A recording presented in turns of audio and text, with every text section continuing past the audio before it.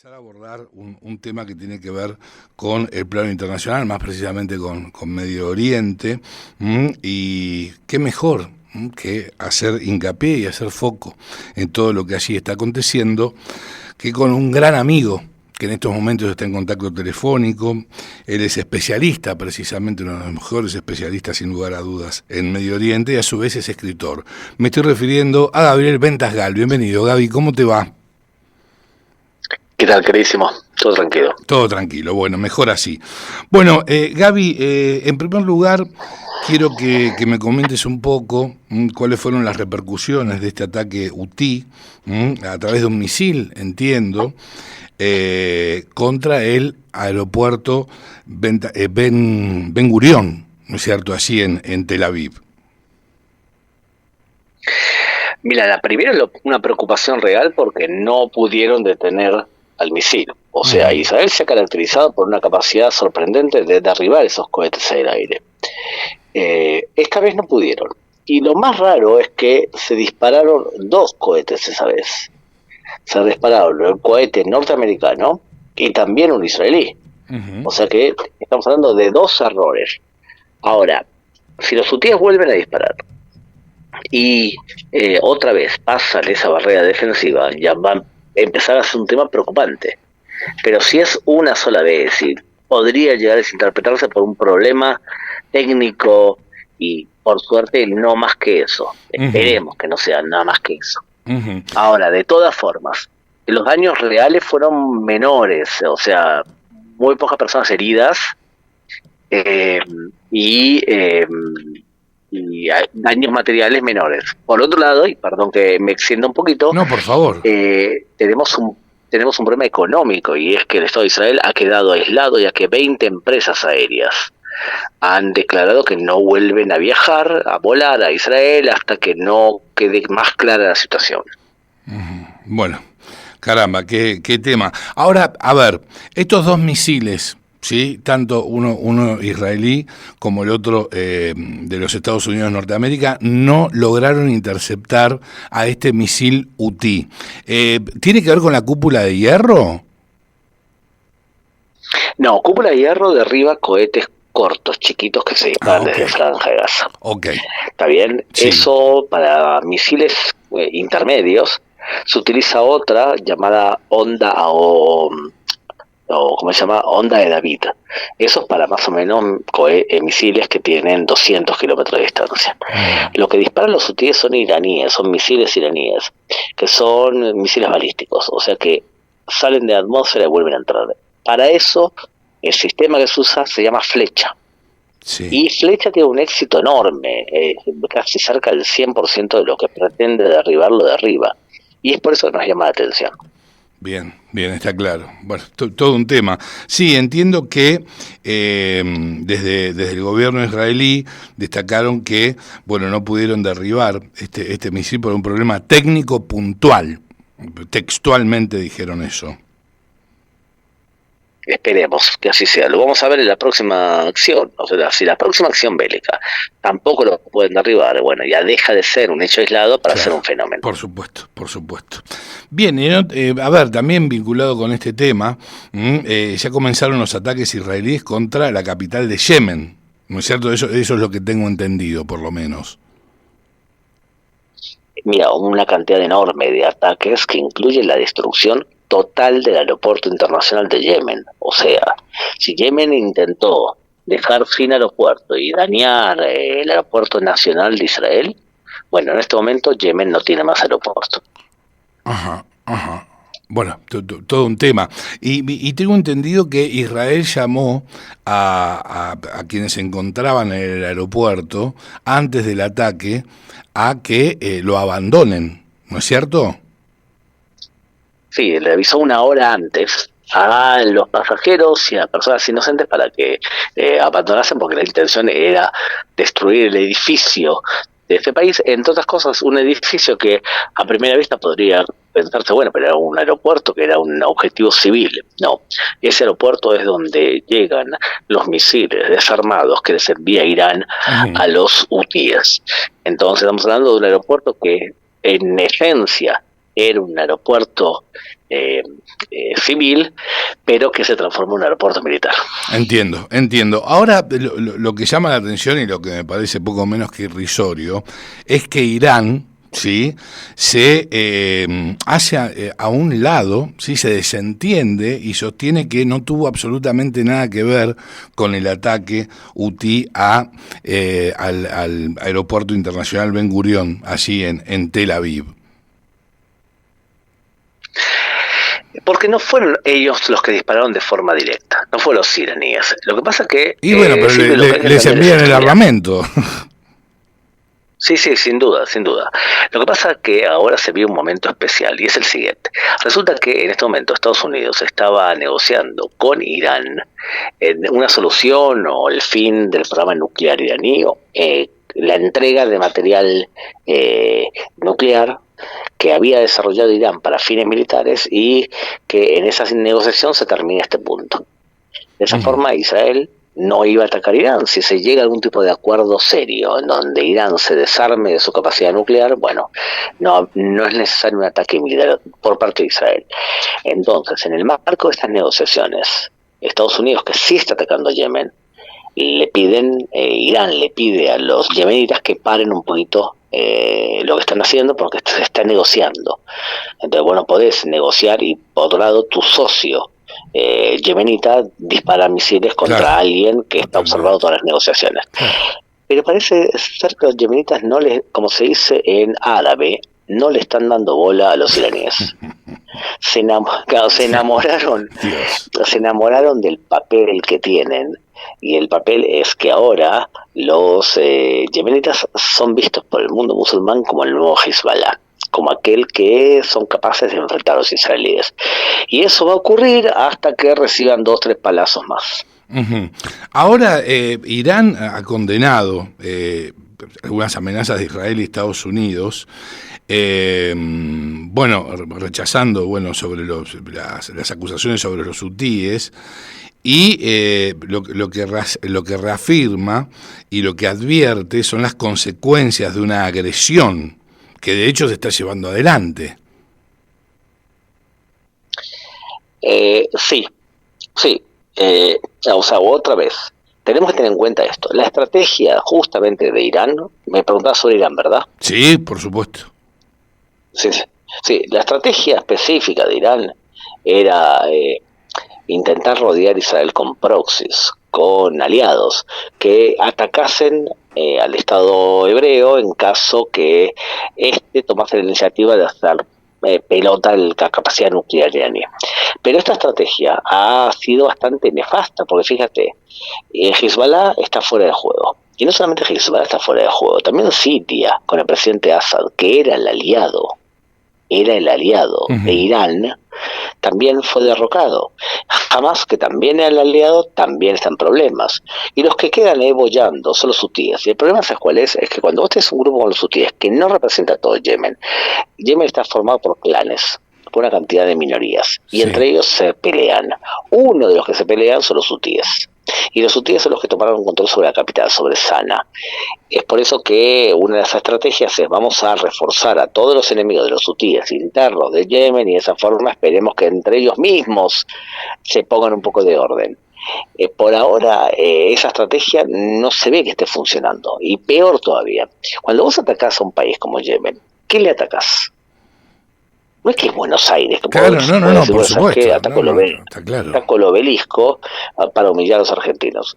Yemen no tiene grandes capacidades e infraestructuras, entonces la posibilidad de hacerle un daño y que ellos lo sientan con dolor, como pasaría con Irán o con el Líbano, y no es tan grande. ¿La solución cuál sería? Y sería mandar soldados, entrar por tierra, intentar conquistar un país y cambiar el régimen y poner a otro. Pero vos te pensás que los israelíes van a mandar a soldados a 2.000 kilómetros de distancia para poner orden entre esta gente. No, totalmente. Claro, entonces hay que cazar, hay que pegarle a los iraníes para que los iraníes dejen de mandarle o que se exterminen los misiles que le dieron. Ahora, en su momento, Benjamín Netanyahu, el primer ministro de Israel, sostuvo que iba a ser contundente, o iban a ser contundentes ataques israelíes para con Irán, ¿sí? Y hasta donde yo tengo entendido hubo solamente uno, ¿Se esperan más ataques?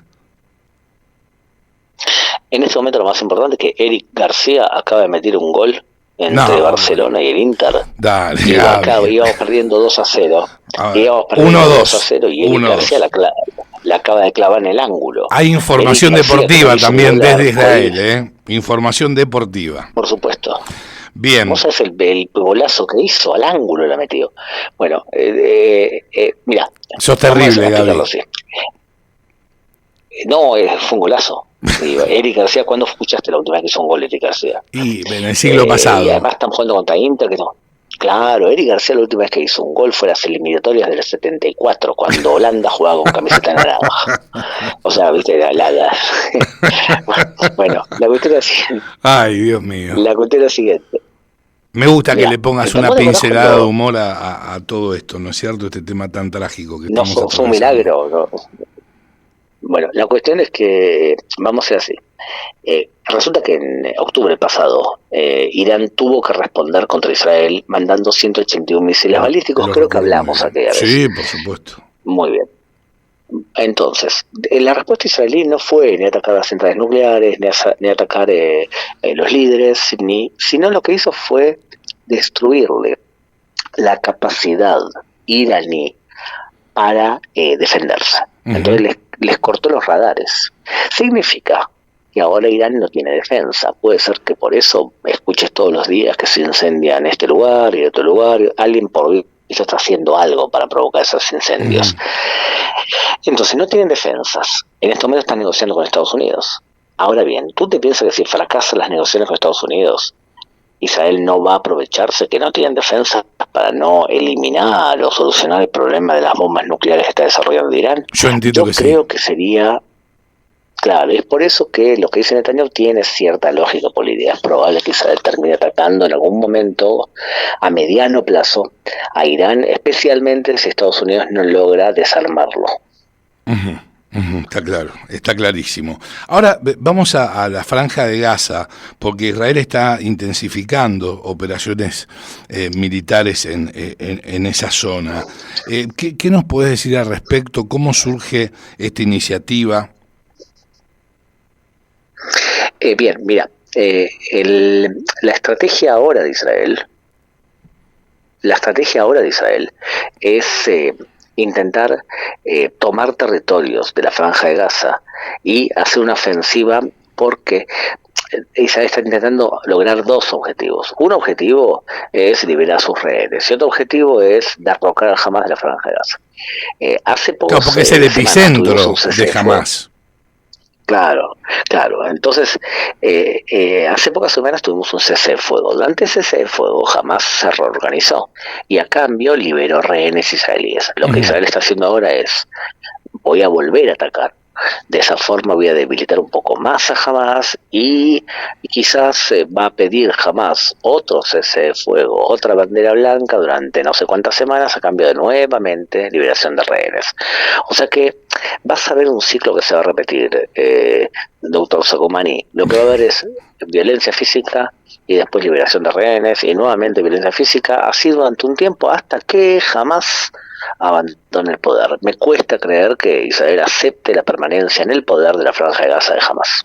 Bien, ahora lo que no entiendo muy bien es lo siguiente: cómo algunos, el alto comisionado de la ONU, por ejemplo, y distintas organizaciones que tienen que ver, distintas entidades que tienen que ver con la ONU, lo que sostienen es que Israel viola sistemáticamente los derechos humanos en la Franja de Gaza y que comete crímenes de guerra en esa zona. Ahora digo, estamos hablando de un país democrático que se está defendiendo de ataques terroristas, donde allí convive precisamente Hamás, organización terrorista si las hay. A ver, ¿cómo se entiende esta postura de la ONU? Estamos hablando de 193 países, de los cuales 130 son dictaduras o países no democráticos. Un país democrático, como por ejemplo, Francia, tiene un voto, y otro país que es una dictadura y que además es un país que financia el terrorismo, como Qatar, tiene también un voto. Entonces, cuando vos tenés tantos países que son dictaduras y demás, primero que ellos se defienden entre ellos y la ONU pasa a ser la representación de 130 dictaduras. Entonces, si vos sos un terrorista, y más un terrorista en este caso palestino, y ves lo que hace y dice la ONU, ¿te sentís envalentonado o amenazado? Si tu respuesta es envalentonado, es que la ONU es un lugar en donde no busques gran moralidad ahí. Muchas veces países que violan los derechos humanos de forma sistemática votan en contra de Israel porque de esa forma no se habla de ellos. Exacto. Entonces les saco el problema afuera. Y después tenés a otros países que pretenden cargos políticos, por ejemplo, que me nombren secretario general. Entonces, si yo no voto con esta mayoría de dictaduras, nunca me van a elegir absolutamente a nada. Y por otro lado, tenés que dentro de esta organización como la ONU, tenés más o menos 2-2. 2-2. 2-2 ya. Dani Olmo, Sí, empate. Empate entre el Inter y Barcelona. Bien, perfecto. Claro, 2-2, íbamos perdiendo 2-0, nos estaban haciendo pelota. Y bueno, hemos mejorado. Ahí tenemos la información deportiva, último, al instante, el minuto a minuto, claro, de Gabriel Ventasgal desde Israel.